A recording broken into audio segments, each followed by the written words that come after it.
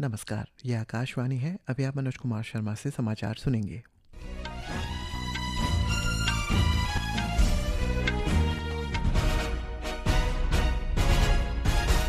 पहले मुख्य समाचार। विपक्ष के कई मुद्दों पर विरोध के कारण बाधित लोकसभा की कार्रवाई कल सुबह 11 बजे तक के लिए स्थगित। अरुणाचल प्रदेश के राज्यपाल लेफ्टिनेंट जनरल के.टी. पारनाइक रिटायर्ड ने सुश्री जनवरी ताले और सुश्री हाचू लोम्बो को लद्दाख के जांस्कार क्षेत्र में 7,077 मीटर ऊंचे माउंट कुन शिखर को सफलतापूर्वक फतह करने पर बधाई दी। सीमा सड़क संगठन बीआरओ द्वारा अरुणाचल प्रदेश के कुरुंग कुमे जिले के हुरी क्षेत्र की महत्वपूर्ण सड़क संपर्क व्यवस्था को सफलतापूर्वक बहाल किया। अरुणाचल प्रदेश, बिहार, पश्चिम बंगाल में हिमालय के तराई वाले क्षेत्रों और सिक्किम में आज मूसलाधार बारिश की आशंका।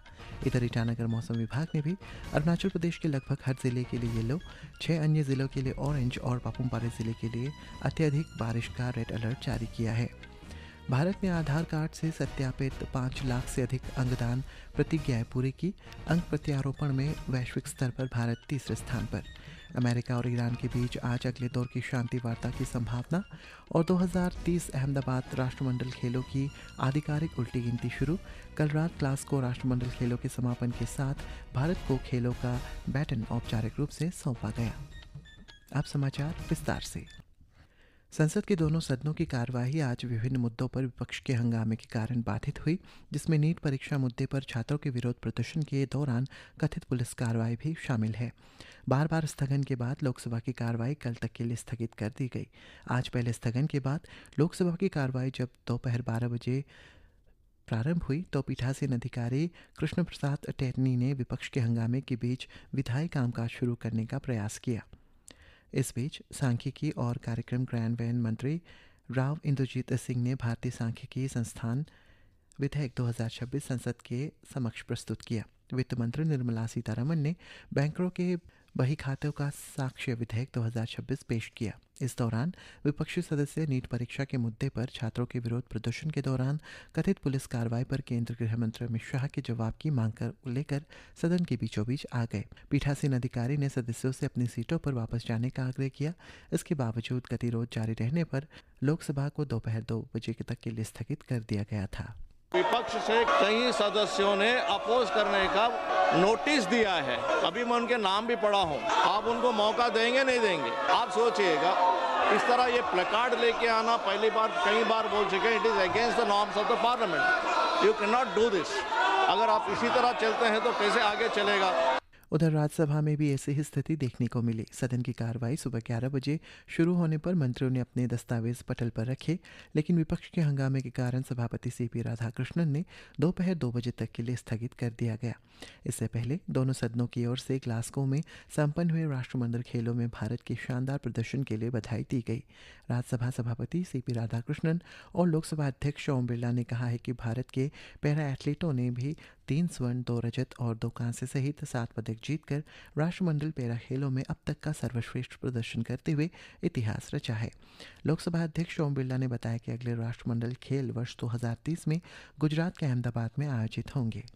कल संपन्न हुए समापन समारोह के उपरांत राष्ट्रमंडल खेलों का बैटन भारत को सौंप दिया गया है। 23वें राष्ट्रमंडल खेलों में उत्कृष्ट प्रदर्शन से देश के करोड़ों युवाओं और खिलाड़ियों को प्रेरणा मिलेगी। मैं सदन की ओर से देश का मान बढ़ाने वाले खिलाड़ियों, उनके कोच और टीम इंडिया को हार्दिक बधाई और शुभकामनाएं देता हूं। अरुणाचल प्रदेश के राज्यपाल लेफ्टिनेंट जनरल के.टी. पारनाइक रिटायर्ड ने सुश्री जनवरी ताले और सुश्री हाचू लोम्बो को लद्दाख के जांस्कर क्षेत्र में 7,077 मीटर ऊंचे माउंट कुन शिखर को सफलतापूर्वक फतह करने पर बधाई दी। राज्यपाल ने उनकी इस उपलब्धि को राज्य के लिए अत्यंत गौरव का क्षण बताते हुए कहा है कि दोनों पर्वतारोहियों ने अरुणाचल प्रदेश की पहली महिला पर्वतारोही बनकर इस चुनौतीपूर्ण शिखर पर विजय प्राप्त कर इतिहास रचा है।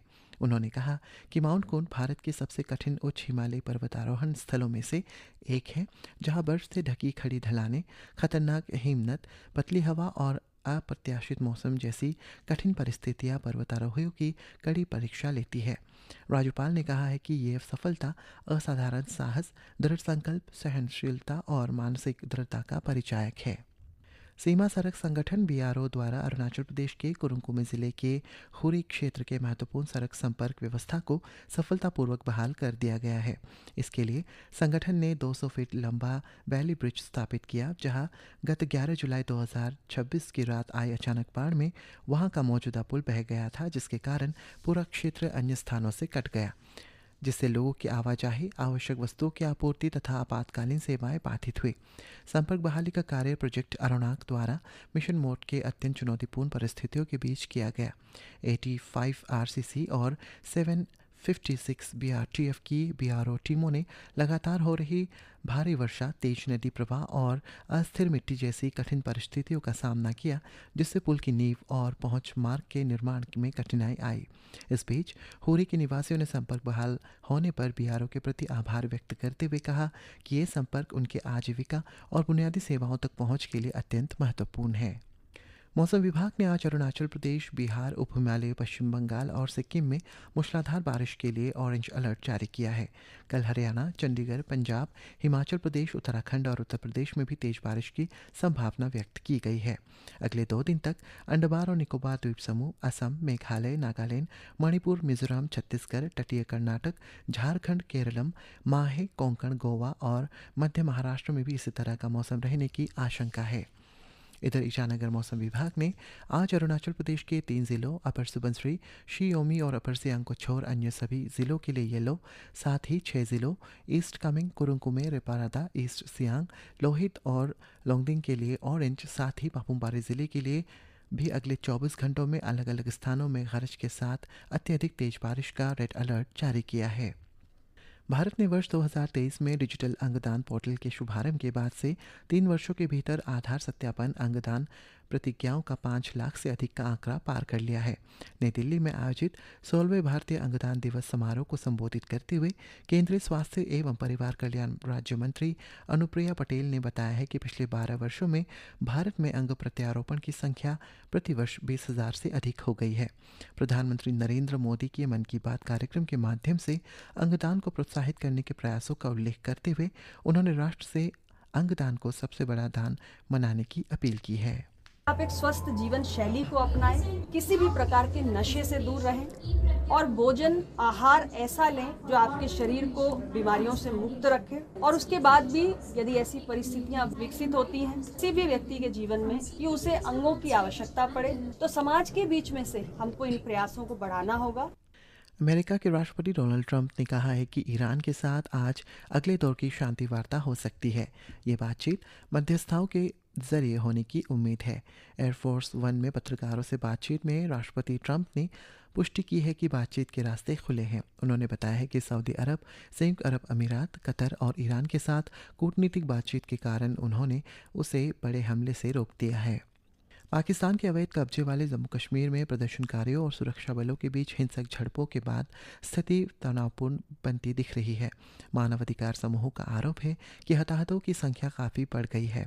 इस इलाके की मानवाधिकार परिषद की तरफ से जारी किए गए आंकड़ों के अनुसार मरने वालों की संख्या बढ़कर 80 हो गई है। रक्षा मंत्री राजनाथ सिंह ने कहा है कि सशस्त्र बल मुख्यालय AFHQ की सेवाएं रक्षा मंत्रालय की संस्थागत धरोहर है। वे आज नई दिल्ली में AFHQ असैन्य सेवा दिवस के अवसर पर संबोधित करते हुए ये बात कही। उन्होंने कहा है कि ये एक ऐसी संस्था है जो रक्षा मंत्रालय को निरंतरता, विशेषज्ञता और नीतिगत स्थिरता प्रदान करती है। श्री सिंह ने AFHQ की सेवाओं को राष्ट्र की निर्णायक शक्तियों में से एक बताया। किसी भी सेना को शक्ति केवल हथियारों और गोले बारूदों से ही नहीं मिलती है, बल्कि उन हजारों ऐसे अदृश्य लोगों के द्वारा भी मिलती है जो हमेशा उसके पीछे, उसके सपोर्ट में सदैव पूरी लगन के साथ खड़े रहते हैं। Armed forces, headquarter, civilian services उन्हीं अदृश्य लेकिन निर्णायक शक्तियों में से एक है। 2030 अहमदाबाद राष्ट्रमंडल खेलों की आधिकारिक उल्टी गिनती शुरू हो गई है। कल रात ग्लासगो राष्ट्रमंडल खेलों में समापन के साथ भारत को खेलों का बैटन औपचारिक रूप से सौंप दिया गया। समापन समारोह के दौरान भारत ने अहमदाबाद के लिए विश्व को एक आर्थिक सांस्कृतिक आमंत्रण प्रस्तुत किया है, जिसमें प्राचीन भारतीय दर्शन, समकालीन कलात्मक अभिव्यक्ति और सामृद्धिक सांस्कृतिक विरासत का सुंदर समन्वय देखने को मिला। इस प्रस्तुति के साथ वर्ष 2030 में आयोजित होने वाले राष्ट्रमंडल खेलों की शताब्दी संस्करण की आधिकारिक यात्रा का शुभारंभ हुआ। इसी के साथ ये समाचार बुलेटिन समाप्त हुआ। नमस्कार।